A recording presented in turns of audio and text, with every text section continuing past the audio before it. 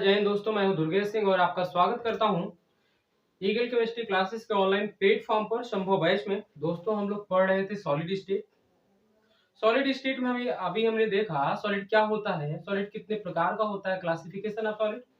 Classification of solid में हमने classify किया क्रिस्टलाइन और एमॉर्फस सॉलिड में सॉलिड को। फिर फर्दर क्लासिफाई किया क्रिस्टलाइन सॉलिड को 4 पार्ट में: मेटालिक सॉलिड, मॉलिक्यूलर सॉलिड, आयनिक सॉलिड, कोवैलेंट सॉलिड।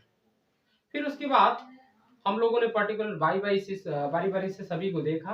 अब हम लोग देखने वाले हैं सॉलिड की प्रॉपर्टी और सॉलिड किस प्रकार से बनता है। लेकिन उसको समझने से पहले हम लोग देखेंगे कुछ डिफिनेशन जो उसको समझने के लिए रिक्वायर्ड हैं। तो चलिए आइए समझते हैं कुछ डिफिनेशन। कौन कौन से ऐसे डिफिनेशन हैं जो रिक्वायर्ड होंगे उसको समझने के लिए। तो सबसे पहली डिफिनेशन आपकी लैटिस पॉइंट या side. What is lattice point और side? Atom are represented in space by point. Actually ये मान लेते हैं एक सॉलिड है, सोडियम सॉलिड, इसको ले लिया जाए। ये है सोडियम सॉलिड, सोडियम सॉलिड। अब ये सोडियम सॉलिड का जो कांस्टेंट पार्टिकल होता है वो Na+ होता है और इलेक्ट्रॉन होता है। अब यहाँ पर Na+, ये सारे के ये जो स्फीयर आया सर्कल बने हैं ये है Na+, ये है Na+, Na+, Na+, Na+, Na+, Na+, Na+,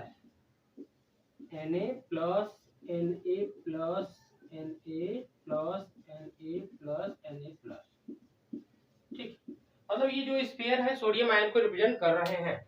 और यहाँ पर देखिए क्या है, इलेक्ट्रॉन बीच में फंसा हुआ है, जो फ्री इलेक्ट्रॉन है, जो क्या करता है इसके साथ इलेक्ट्रोस्टैटिक अट्रैक्शन फोर्स के थ्रू जुड़ा होता है, कनेक्ट होता है, बाइंड होता है। ठीक। तो अब इन्हीं स्फीयर को हम लोग अगर स्पेस में रिप्रेजेंट करना चाहे या कॉपी में रिप्रेजेंट करना चाहे, दिखाना चाहे, तो आप एक पॉइंट से दिखाएंगे। इनको किससे दिखाएंगे? पॉइंट से। इन्हीं पॉइंट को ही बोला जाता है लैटिस साइट या लैटिस पॉइंट। इन्हीं पॉइंट को ही क्या बोला जाएगा? लैटिस पॉइंट, या क्या बोल सकते हैं? Lattice site. समझ आया? ये है लैटिस पॉइंट या लैटिस साइट। ठीक। अब देखिए ये हुई फर्स्ट डिफिनेशन। सेकंड डिफिनेशन क्या है? Lattice, sorry, space lattice. What is space lattice? Spatial arrangement of lattice point in space is called space lattice. मतलब ये जो आपका लैटिस साइट है, इन्हीं का आप कलेक्शन ले लीजिए, इन्हीं का ग्रुप ले लीजिए, इन्हीं का अरेंजमेंट ले लीजिए, इन्हीं के ग्रुप आप या इन्हीं के कलेक्शन को क्या बोला जाएगा? Space lattice. तो इनका कलेक्शन क्या कहलाएगा? इन लैटिस साइटों का, इन लैटिस, ये क्या है? लैटिस साइट है, लैटिस साइट है। इन्हीं लैटिस साइट का कलेक्शन क्या कहलाता है? Space lattice. अब अगली अगली डिफिनेशन है crystal lattice. What is crystal lattice? देखिए, special arrangement of constant particle at the place of lattice point is called crystal lattice. तो स्पेशल अरेंजमेंट ले लीजिए कांस्टेंट पार्टिकल का, सॉलिड की किसी भी सॉलिड की कांस्टेंट पार्टिकल का आप स्पेशल अरेंजमेंट ले लीजिए। किसकी प्लेस पर? लैटिस पॉइंट के स्थान पर। मतलब ये जो लैटिस साइट का आप यहाँ पर लैटिस साइट का अरेंजमेंट लिए, कलेक्शन लिए, तो उसे आप स्पेस लैटिस बोले। अगर इन्हीं की प्लेस पर आप एटम रख दीजिए या कांस्टेंट पार्टिकल रख दीजिए, जैसे मैंने इन्हीं की प्लेस पर देखिए क्या रखा है, कांस्टेंट पार्टिकल रख दिया है कि नहीं? इन्हीं की प्लेस पर मैंने ये कांस्टेंट पार्टिकल एटम को रख दिया है। तो यहाँ पर भी एक कलेक्शन मिल रहा है, एक ग्रुप में एक अरेंजमेंट मिल रहा है। इस अरेंजमेंट को ही क्या बोला जाएगा? इस अरेंजमेंट को ही क्या बोला जाएगा? Crystal lattice. अब ये जो क्रिस्टल लैटिस या क्रिस्टल जो प्राप्त हुआ है, ये किसी न किसी, ये जो है क्या इसके बारे में हम पूरा पूरा स्टडी करें, संपूर्ण रूप से स्टडी करें, पूरा क्रिस्टल के बारे में अलग अलग से स्टडी करें, या इसमें से किसी छोटे से पार्ट की स्टडी कर लें और पूरे क्रिस्टल के बारे में पता चल जाएगा? हाँ। जो अगली डिफिनेशन है आपकी यूनिट सेल है। यूनिट सेल क्या करती है, क्या बताती है, क्यों इसको स्टडी किया जाता है? देखिए, हमें पूरे घर में कितना पैसा लगा, कितना टाइम लगेगा घर बनाने में, 10 20 कमरे, 50 कमरे, जो भी है, पूरा का पूरा इंफॉर्मेशन आपको फाइंड करना है एक बड़ी सी बिल्डिंग बनाने में। तो आप फाइंड कर सकते हैं एक कमरा बनाने में जितनी भी इंफॉर्मेशन लगेगी उसका मल्टीप्लाई कर दीजिए, जितने कमरे बनाने हो तो सारी इंफॉर्मेशन आपको एक साथ मिल जाएगी। मतलब अगर एक बिल्डिंग बनानी है तो एक बिल्डिंग बनाने के लिए आपको पूरी बिल्डिंग के बारे में नहीं सोचना है, छोटे से पार्ट के बारे में सोचना है, जिस पार्ट को रिपीट करने से पूरी बिल्डिंग प्राप्त हो जा रही है। एक कमरा ले लीजिए, एक कमरे को बार बार कहिए तो पूरा बिल्डिंग प्राप्त हो जाएगा। एक कमरे के बारे में आप स्टडी कर लीजिए तो पूरे बिल्डिंग के बारे में आपको स्टडी हो जाएगी। देखिए यहाँ पर भी, यहाँ पर मैं 4 एटम का कलेक्शन लेता हूँ, 4 एटम का कलेक्शन लेता हूँ।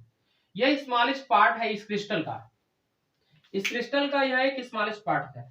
अब देखिए इस स्मॉलेस्ट पार्ट का अगर हम लोग रिपीटेशन करें, इसको यहाँ रखें, यहाँ रखें, यहाँ रखें, तो क्या ये पूरा क्रिस्टल नहीं मिल गया? मिल गया। तो इस छोटे से पार्ट या छोटे से स्मॉलेस्ट पार्ट को ही क्या बोला जाएगा? Unit cell. तो यूनिट सेल क्या होती है? The smallest 3D portion of a crystal, the repetition of which in different direction a crystal is formed and that explain the all property of crystal।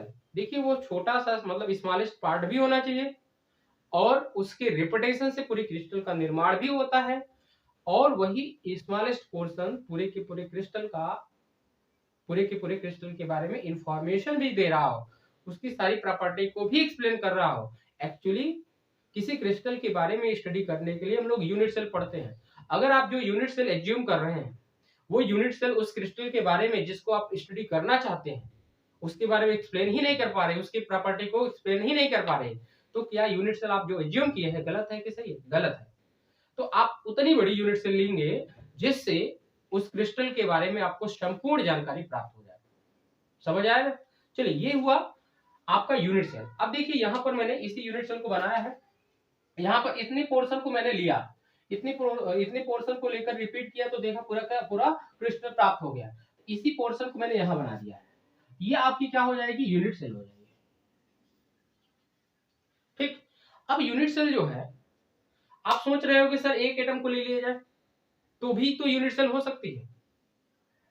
तो एक एटम को लेंगे अगर आप, तो वो पूरे के पूरे क्रिस्टल की प्रॉपर्टी को एक्सप्लेन नहीं कर पाएगी।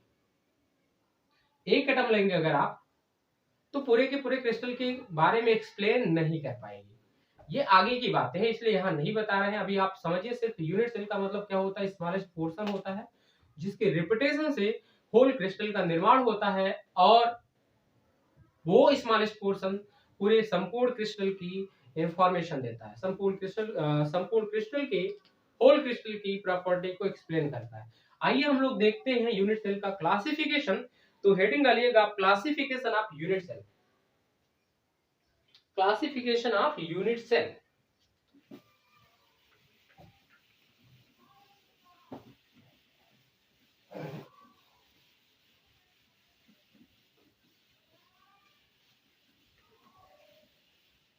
आइए क्लासिफिकेशन ऑफ यूनिट सेल।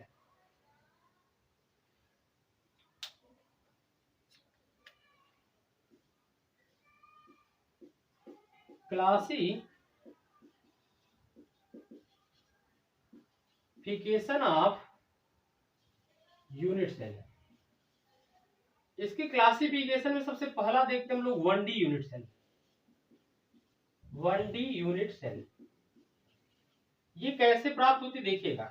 अगर हम एटम को एक ही डायरेक्शन में एक लाइन में अरेंज करने लगे इस तरीके से, ये ऐसे एक लाइन में अरेंज किया जा रहा है, अगर एटम को एक लाइन में अरेंज करेंगे तो यहां से जो यूनिट सेल प्राप्त होगी ऐसी प्राप्त होगी। तो यहां से देखिए आप इस एटम को देखिए थोड़ा सा, यहां ये पूरा इतना बड़ा यूनिट सेल होगा। 1D यूनिट सेल की बात करें तो यहां पर अगर इसमें क्रिस्टल की बात करूं, ये हाइपोथेटिकल क्रिस्टल है, एक्चुअली एक लाइन का कोई क्रिस्टल तो होगा नहीं कि ऐसा क्रिस्टल हो जिसमें एक एटम एक लाइन में अरेंज हो, ऐसा तो होगा नहीं ना। लेकिन मैं समझाने के लिए बोल रहा हूँ। अब ये समझने के लिए आप समझिए कि एक लाइन का क्रिस्टल है जिसमें लाइन में बहुत सारे एटम इस तरीके से अरेंज है। अगर मैं इस एटम की इस क्रिस्टल का यूनिट सेल बोलूं क्या हो सकता है, तो सोच सकते हो सर एक एटम ले लीजिए, नहीं होगा काम, नहीं चलेगा काम। आप सर 2 एटम ले लीजिए, इन दो एटम को ले लीजिए, अब भी काम नहीं होगा आपका। क्यों नहीं होगा मैं बता रहा हूं। अगर आप 3 एटम लेते हैं तब काम होगा। देखिए अगर आप एक एटम लेते हैं तो कोई इंफॉर्मेशन आपको पता ही नहीं चलेगा। कैसे मैं बताता हूँ। दो ले लीजिए आपको, चलो 2 एटम का यूनिट सेल ले लिया। चलो अब इसके बारे में कुछ चीजें पता चल गई, क्या कि 2 एटम के बीच की दूरी कितनी है, कुछ न कुछ होगी, ये मान लीजिए। यहाँ पर अभी भी देखिए ये नहीं पता चल पा रहा है कि एक एटम से कितने एटम टच में है, एक एटम से कितने एटम टच में है। अब क्या होगा, अब इसके साथ तीसरा एटम ले लीजिए। अब यहां से पता चल गया क्या कि इस एटम को कितने लोग टच कर रहे हैं, 1 और 2। तो ये इतनी बड़ी यूनिट ही क्या होगा, या इतना बड़ा पोर्शन ही क्या होगा, यूनिट सेल होगा इस 1D यूनिट सेल। वो हमें नहीं जानना है, आप समझिए केवल क्या 1D अगर यूनिट सेल है तो 1D यूनिट सेल है तो इस तरीके से अरेंजमेंट होगा और उसमें इस प्रकार का आपको यूनिट सेल मिलने वाला है। और इसको एक्सप्लेन करने के लिए कितने पैरामीटर की आवश्यकता पड़ती है, देखिए इसके बीच की दूरी कुछ न कुछ होगी ए, इसके बीच की दूरी क्या होगी ए, इसके न्यूक्लियस के बीच की दूरी ए है। तो ए जो है इसको या इस 1D यूनिट सेल को एक्सप्लेन करने के लिए काफी है। तो only one parameter are required to explain 1D unit cell, 1D unit cell. Okay, अब मैं बात करता हूं 2D यूनिट सेल की। अब मैं बात करता हूं 2D यूनिट सेल की। दूसरा 2D यूनिट सेल, अगर मैं इस अरेंजमेंट को रिपीट करते जाऊं, कैसे, ये आपका हुआ 1D यूनिट सेल, ये 1D यूनिट सेल। अब इसी को मैं नीचे रिपीट करता हूं, ये देखिए, तो इसी लाइन को मैंने रिपीट कर रहा हूं ना। तो यहां पर देखिए इस डायरेक्शन में भी, इस डायरेक्शन में भी एटम का अरेंजमेंट 2 डायरेक्शन में। तो ये 2D अरेंजमेंट है पहली बात तो, और यहां से जो आपको यूनिट सेल मिलेगी वो 2D यूनिट सेल मिलेगी। तो यहां से देखिए अगर आप इतने से पोर्शन को ले लीजिए, इतने से पोर्शन को, तो आपको हो सकता है सारे के सारे आपको ये जो आपका क्रिस्टल है, इस क्रिस्टल के बारे में जानकारी हो जाए। या अगर उसको नहीं लेना चाहते तो आप ले सकते हैं इसको छोड़िए, मैं इसको ले लीजिए, इसको ले लीजिए, इसको ले लीजिए, इसको उठाइए। यहां से उठाएंगे तो आपको कैसे मिलेगा, देखिए इस तरीके से मिलेगा, यहां पर इस तरीके से, ये इस तरीके से, इस तरीके से, ये। तो यहां से देखिएगा क्या क्या चीजें बात, या यहां पर इसको एक्सप्लेन करने के लिए क्या क्या चीज रिक्वायर्ड है। एक तो आपकी ये लेंथ हो सकती है ए, एक लेंथ ये हो सकती है बी, और इनके बीच का एंगल हो सकता है अल्फा। तो मतलब अगर आपको 2D यूनिट सेल के बारे में देखना है या उसको एक्सप्लेन करना है तो 3 चीजें रिक्वायर्ड होती है, एक तो ए, दूसरा बी एंड तीसरा क्या होता है, इनके बीच का एंगल। ठीक, तो ये हुआ 2D यूनिट सेल। तो 2D यूनिट सेल के लिए कितने पैरामीटर रिक्वायर्ड है, there are 3 parameter are required to define या to explain 2D unit cell. मैं लिख नहीं रहा हूं, समझ जाइए। अब 2D के बाद 3D की बात करता हूं। अब देखिए जिस तरीके से हमने 1D यूनिट सेल को रिपीट कर करके 2D यूनिट सेल बनाया, अब 2D की सहायता से हम लोग बनाएंगे 3D। अब किस तरीके से बनाया जाता है इसको मैं आगे देखूंगा, बट यहां समझ लीजिए कैसे, मैं इसी के ऊपर मैं रखने वाला हूं। तो अब रख करके नहीं बता रहा हूं, केवल आपको ये फाइनली कैसे बनता मैं उसी को बना रहा हूं। 3D यूनिट सेल, तीसरा है आपका 3D unit cell, 3D unit cell. अब देखिए 3D यूनिट सेल कैसे बनता है, ये इस तरीके से दिखेगा आपको। 3D का मतलब ये होता है 3 डायमेंशन में एटम का अरेंजमेंट इधर भी रहेगा, इधर भी रहेगा और इधर भी रहेगा। अगर एटम का अरेंजमेंट तीनों डायरेक्शन में है किसी यूनिट सेल में, तो वही आपकी unit cell 3D unit cell होगी। जैसे इसमें देखें,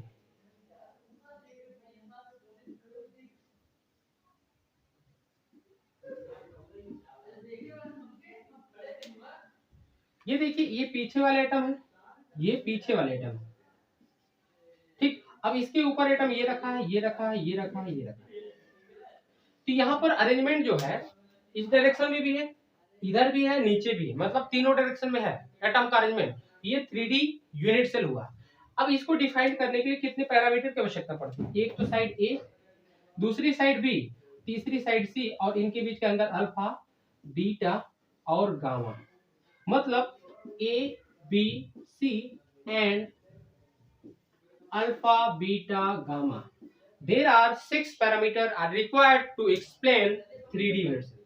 तो सिंपल आप जानते रहिए, 1D अगर यूनिट सेल है तो उसको एक्सप्लेन करने के लिए एक पैरामीटर की आवश्यकता पड़ती है, 2D है तो उसको एक्सप्लेन करने के लिए 3 पैरामीटर की आवश्यकता पड़ती है, और अगर 3D है तो उसके लिए 6 पैरामीटर की आवश्यकता पड़ती है। समझ आएगी नहीं? अब ये हुआ यूनिट सेल। अब यूनिट सेल के बाद हम लोग कुछ और चीजें पढ़ते हैं। क्या? अब हम लोग पढ़ते हैं क्रिस्टल सिस्टम या क्रिस्टल। दुनिया में 7 प्रकार के क्रिस्टल एग्जिस्ट करते हैं। दुनिया में 7 प्रकार के क्रिस्टल एग्जिस्ट करते हैं, जिसमें डिफरेंट डिफरेंट लाइटिस पाई जाती है। क्या मैं बोल रहा हूँ अभी समझाता हूँ। पहले 7 प्रकार के क्रिस्टल, मेरे पास 7 क्रिस्टल सिस्टम है। कौन कौन है? क्यूबिक है, हेक्सागोनल है, मोनोक्लिनिक है, आर्थोरोम्बिक है, रोम्बोहेड्रल, टेट्रागोनल है और ट्राइक्लिनिक। ये 3D यूनिट सेल भी बोल सकते थे या 3D क्रिस्टल है। ये 3D क्रिस्टल में 3D जो यूनिट सेल होता है उसको डिफाइन करने के लिए 6 पैरामीटर की आवश्यकता पड़ी थी ना। कौन कौन? ए बी सी था, ए बी सी था, और अल्फा, बीटा, गामा। अच्छा, इसको क्या बोलते हैं? ये एक्सियल लेंथ है, ये एक्सियल लेंथ इसे बोलते हैं, और इसे बोलते हैं एक्सियल एंगल, एक्सियल एंगल। तो ये जो 6 पैरामीटर है एबीसी और अल्फा, बीटा, गामा, हर एक टाइप के क्रिस्टल के लिए, हर एक टाइप के क्रिस्टल के लिए एबीसी में संबंध अलग अलग होता है और अल्फा, बीटा, गामा में भी संबंध अलग अलग होता है। तो कौन से क्रिस्टल में एबीसी और अल्फा, बीटा, गामा में किस प्रकार का संबंध होता है उसको हम लोग देखेंगे। तो उसको याद करना काफी कठिन भी है, तो हम लोग ट्रिक देखेंगे और ट्रिक से याद करेंगे। पहले ये क्रिस्टल जो है 7 प्रकार के, इसको कैसे याद करेंगे देख लेते हैं। एक मैं टेबल बनाने जा रहा हूँ, आप टेबल समझिए, बनाते जाइए। ठीक, अब देखिए यहाँ पर मैं लिखता हूँ सीरियल नंबर, सीरियल नंबर। यहाँ पर लिखता हूँ क्रिस्टल सिस्टम या क्रिस्टल, क्रिस्टल। अब यहाँ पर सीरियल नंबर में मैं लिखता हूँ 1, ये 2, 3, 4, 5, 6 और 7। अब मैं पहले इसके लिए एक ट्रिक लिख देता हूँ, या ट्रिक चलिए बाद में बताता हूँ। ये क्रिस्टल सिस्टम हुआ, ये क्रिस्टल सिस्टम हुआ। उसके बाद हम लोग लेते हैं एज लेंथ, ये एक्सियल लेंथ, एक्सियल लेंथ में रिलेशन, में रिलेशन। अब इसके बाद एक्सियल एंगल में रिलेशन देख लेते हैं, एक्सियल एंगल में रिलेशन, एक्सियल एंगल में रिलेशन। फिर उसके बाद हर एक टाइप के क्रिस्टल में लैटिस साइड प्रेजेंट होती है, सॉरी लैटिस प्रेजेंट होती है, लैटिस। तो अलग अलग क्रिस्टल में अलग अलग लैटिस उत्पन्न होती है। कौन कौन सी? देखिए, दुनिया में 4 प्रकार की लैटिस होती है, दुनिया में 4 प्रकार की लैटिस होती है। मैं चारों प्रकार की लैटिस बताने वाला हूँ, लेकिन अभी जान लीजिए 4 प्रकार की लैटिस है कौन कौन। देखिए, एक तो है प्रिमिटिव यूनिट सेल, या प्रिमिटिव यूनिट सेल बोलिए, लैटिस बोलिए। तो आप इसको लिख देते हैं, पी से लिख देता हूं। अभी इसको मैं बता रहा हूं बच्चों, ये प्रिमिटिव यूनिट सेल, उसके बाद body centred cubic unit cell, और तीसरा मिलेगा फेस सेंटर्ड, फिर मिलेगा एंड सेंटर्ड। तो पीवीएफई, पीवीएफई, ये 4 लैटिस है। ये 4 लैटिस जो है अलग अलग क्रिस्टल को बनाती है। अब क्यूबिक को कौन कौन सी लैटिस बनाएगी, हेक्सागोनल को कौन कौन सी लैटिस बनाएगी, उसको मैं देखना है। देखिए, किसी भी क्रिस्टल के बारे में 4 बातें पता होनी चाहिए। क्या? पहले बात तो क्रिस्टल क्या है उसका नाम तो पता ही होगा। क्रिस्टल का नाम पता है तो उसके एक्सियल लेंथ में या एक्सियल एंगल में रिलेशन के बाद देखिए क्या है, अगला है type of lattice, type of lattice. Type of lattice की बात करें, 4 प्रकार की लैटिस है। कौन कौन है मैं बता देता हूँ एक बार। प्रिमिटिव लैटिस है, पी से लिख दीजिए। बॉडी सेंटर लैटिस है, बी से लिख दीजिए। फेस सेंटर लैटिस है एफ से लिख दीजिए, इंड सेंटर लैटिस है ई से लिख दीजिए। ये 4 प्रकार की आपको लैटिस मिलने वाली है। ठीक, अब ये 4 प्रकार की लैटिस से ही बना है ये क्रिस्टल। अब क्यूबिक हो सकता है किसी 2 या किसी 3 लैटिस से मिलकर बना हो, या किसी 4 से मिलकर बना हो। अलग अलग लाइट, ये क्रिस्टल जो है अलग अलग टाइप के लैटिस से मिलकर बने हुए हैं। तो अब इन सारी चीजों को चलिए देखते हैं, फिर इसकी याद करने की ट्रिक देखते हैं। तो यहाँ पर क्या मैं लिखा हूं, serial number, crystal, axial length में रिलेशन और एक्सियल एंगल में रिलेशन। ठीक, तो क्यूबिक की बात करें तो एक्सियल लेंथ में a B c, axial length क्या होती है, ए बी और सी, इनमें रिलेशन क्या होता है। तो देखिए यहाँ पर क्या होता है, ए इज इक्वल टू बी होता है, बी इक्वल टू क्या होता है, सी, और यहाँ पर alpha is equal to beta होता है और इक्वल टू क्या होता है, गामा। और ये टाइप ऑफ लैटिस की बात करें, यहाँ पर ये प्रिमिटिव से बना होता है और बॉडी सेंटर से बना होता है और फेस सेंटर बना होता है, मतलब 3 लैटिस से मिलकर बना होता है। कितने लैटिस से मिलकर बना होता है, 3। समझ में आया? ये सर ऐसे कैसे याद किया जाए, तो उसके लिए चलिए ट्रिक बताते हैं, फिर इसके बाद हम लोग ये लिख देते हैं। ठीक, तो सबसे पहले ये क्रिस्टल को याद करने की ट्रिक मैं बता देता हूँ। आप केमिस्ट्री पढ़ते हैं, ऑर्गेनिक पढ़ते हैं ना, टनाटन है नहीं आपकी, है टनाटन? चलिए अगर टनाटन है तो देख लीजिए, क्या याद करिए, CHM केमिस्ट्री, O और ऑर्गेनिक, TT मतलब टनाटन। तो C से मतलब क्यूबिक, S से हेक्सागोनल, M से मोनोक्लिनिक, O से ऑर्थोरोम्बिक, R से रोम्बोहेड्रल, T से टेट्रागोनल और T से ट्राइक्लिनिक। अब इनके बीच ये नाम तो याद हो गया सर, अब रिलेशन बता दीजिए सर क्या याद करने के लिए। तो आप एक रिलेशन याद करिए, क्या, आओ, अभी कभी नाना को बुलाओ, अपने नाना को बुलाए हो आप लोग ना, तो क्या लिखिए, आओ नाना, आओ नाना, आओ ना, प्यार से बुला रहे हो, आओ नाना, आओ ना। चलिए इसका मतलब समझिए, ए का मतलब होता है ऑल इक्वल, ओ का मतलब होता है 2 इक्वल 1 नहीं इक्वल, ए बराबर B is not equal to C. N का मतलब not equal, A is not equal to B is not equal to C. यहाँ पर भी वही काम, A is not equal to B is not equal to C. यहाँ पर A का मतलब all equal, A is equal to B equal to C. ठीक, यहाँ पर ओ का मतलब A is not equal to, A is equal to B is not equal to C. यहाँ पर भी तो A is not equal to B is not equal to C. समझ आया? ये कॉलम हुआ कंप्लीट। अब ये वाला कॉलम देखिए, एक्सियल एक्सियल एंगल में क्या रिलेशन होगा उसको देखिए, एक नंबर याद कर लीजिए, क्या, 322, 322, 323, लास्ट में 0 याद कर लीजिएगा, 322, 323, 0। अच्छा, 3 का मतलब तीनों एंगल बराबर, 2 का मतलब 2 एंगल बराबर, अल्फा बराबर beta is not equal to gamma. यहाँ 2 है, इसका मतलब सेम यही है। 3 मतलब तीनों बराबर, अल्फा बराबर बीटा बराबर gamma. 2 alpha is equal to beta is not equal to gamma. 3 बराबर तीनों है, alpha equal to beta equal to gamma. और यहाँ 0 का मतलब होता है alpha is not equal to beta is not equal to gamma. मतलब जब 0 आ जाए तो तीनों नॉट इक्वल, 3 आ जाए, 3 अगर नंबर आता है तीनों इक्वल, और अगर 2 आता है तो 2 इक्वल 1 नॉट इक्वल। समझ में? एक्सियल ये वाला भी कॉलम हो गया। अब ये देखिए, इसको याद करिएगा, 312, 312, 300 नहीं 412, 312, 412 कहाँ गया, अच्छा 312, 412। अच्छा यहाँ पर क्या 1 लिख दीजिएगा। ठीक, अब 312, 412 में देखिए क्या है,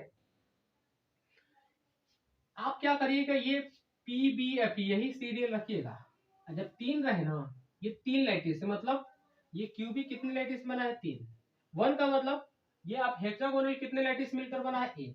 2 मतलब आपका मोनोक्लिनिक कितने लैटिस मिलकर बना है, 2। अब कौन से लैटिस से मिलकर बना है, आप सीरियल याद करे रखेंगे, याद हो जाएगा। जब 3 की बात है, 3 की बारी आए या 3 जब कहे तो आप शुरुआत से ले लीजिए 3। जब 1 कहे तो शुरुआत वाला ले लीजिए, 2 कहे तो आप इसको शुरुआत से 2 ले लीजिए, अब 4 कहे तो समझ जाइए चारों लेना है, 1 कहे तो शुरुआत वाला ले लीजिए। मतलब ये किससे बना है, प्रिमिटिव से। ये किससे बना है, प्रिमिटिव और बॉडी सेंटर्ड। और ये किससे बना है, सभी से, प्रिमिटिव से भी, बॉडी सेंटर से भी, फेस सेंटर से भी और एंड सेंटर से भी। ये प्रिमिटिव से, ये प्रिमिटिव और बॉडी सेंटर से, ये प्रिमिटिव से। समझ आया ना? आपको याद हो चुकी होंगी सारे टाइप के क्रिस्टल, और वो कौन किस क्रिस्टल में एक्सियल लेंथ और एक्सियल लेंथ में, एक्सियल एंगल और एक्सियल लेंथ में क्या रिलेशन होता है, और वो कितनी साइड से मिलकर बनी होती है, ये सारी चीजें मैंने बता दी। अब हम पढ़ने वाले हैं इन लैटिसेस के बारे में। ये 4 लैटिस आपको जो होती है ना, ये 4 जो यूनिट सेल, हम बोला ना यूनिट सेल को, ये लैटिस जो है इनको आप यूनिट सेल भी बोल सकते हैं। ये 4 यूनिट सेल या 4 लैटिस कौन कौन सी हैं उनको हमको एक एक करके पढ़ना है। लेकिन पहले इस पर बेस्ड कुछ क्वेश्चन करते हैं, फिर उसके बाद हम लोग एक एक करके पढ़ लेते हैं।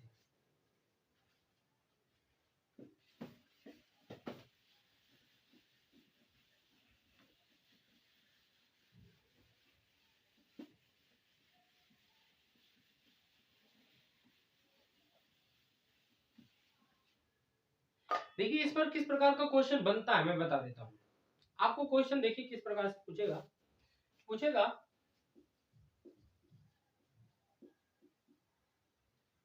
विच of the option is correct for, कहेगा विच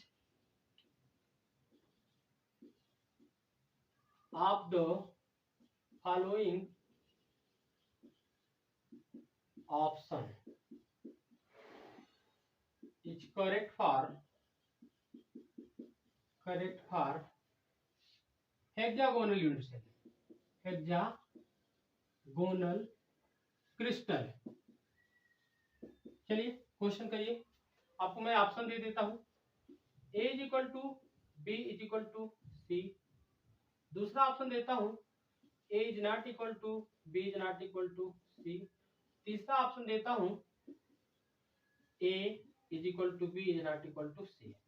और तीसरा ऑप्शन देता हूं नन। आसान बनाने के लिए क्वेश्चन को नन दे दिया जाता है। चलिए बताएं इसमें आप ट्रिक अगर आपको याद है तो याद कर लेंगे।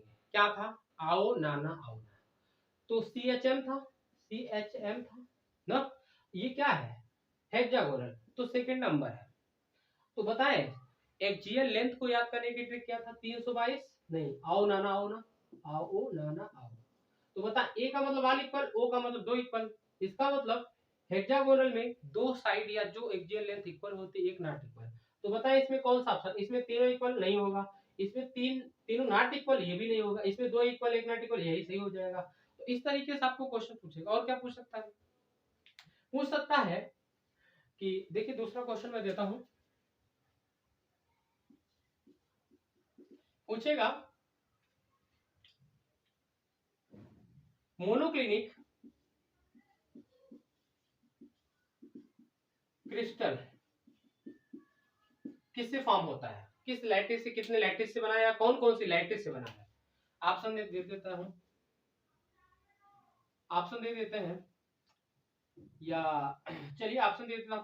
प्रिमिटिव से बी, बॉडी सेंटर से सी, फेस सेंटर से डी, इंड सेंटर से